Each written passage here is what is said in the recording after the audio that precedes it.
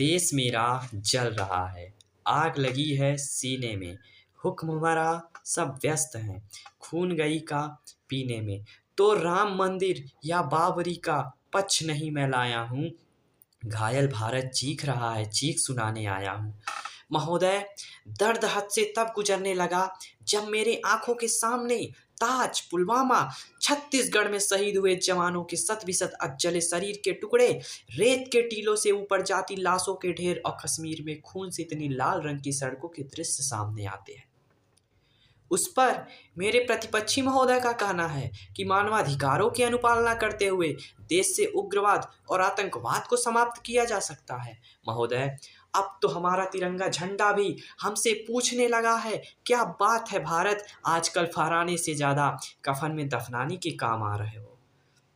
महोदय, हृदय तो उस दिन फट गया जब एक बूढ़ी माँ अपने बेटे के शरीर के चिथड़ों को देखती है और बोलती है, साहब आप तो भर्ती में 1 इंच कम नहीं लेते, मैं आधा शरीर कैसे ले लूँ। आज इन मानवाधिकारों के कारण इन आतंकियों की बंगलों की आंखों की नाखूनी हंसती हैं और शहीद हुए हमारे जवानों की आंगन की तुलसी रोती हैं। जब एक शहीद हुए जवान की विधवा की वेदना चीख चीख कर कहती है कि प्यार भी भरपूर गया, मांग का सिंदूर गया, नन्ही नौनिहालों की लंगोटियां चली गईं, छोटी छोटी बेटियों की चोटियां चली गईं, आपके लिए तो एक आदमी मरा है साहब, मेरे घर की तो रोटियां ही चली गई। महोदय, बड़े बड़े युद्ध को जीतने के लिए पहल करना सबसे ज़्यादा आवश्यक है, क्योंकि इतिहास गवाह है पहल करके बड़े बड़े युद्धों के परिणाम बदल दिए गए हैं। परंतु इन मानवाधिकारों के कारण आज हमारे देश का जवान अपने ड्यूटी पर खड़े होकर भी वो पहल करने से डरते हैं। महोदय, उन्हें कटघरे में खड़े होने का डर सता रहा होता है, क्योंकि वो जानते हैं कि एक आतंकवादी की राइफल से निकलने वाली गोली को तय करना पड़े या ना पड़े कि किसे लगेगी, लेकिन हमारी राइफल से निकलने वाली गोली को यह तय करना पड़ता है कि चाहे वह किसी दोषी को लगे या ना लगे, परंतु किसी निर्दोष को नहीं लगना चाहिए। यदि ऐसा हुआ तो ना ही मुझे यह समाज छोड़ेगा या ना ही तिल की ताड़ बनाने वाली मीडिया छोड़ेगी।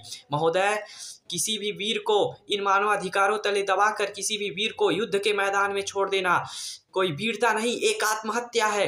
फूल को सिंगार दो ये मुमकिन नहीं, एक वीर को झनकार दो ये मुमकिन नहीं। जो हाथ बांधे सेना के, ऐसा मानवाधिकारों का पालन संभव नहीं।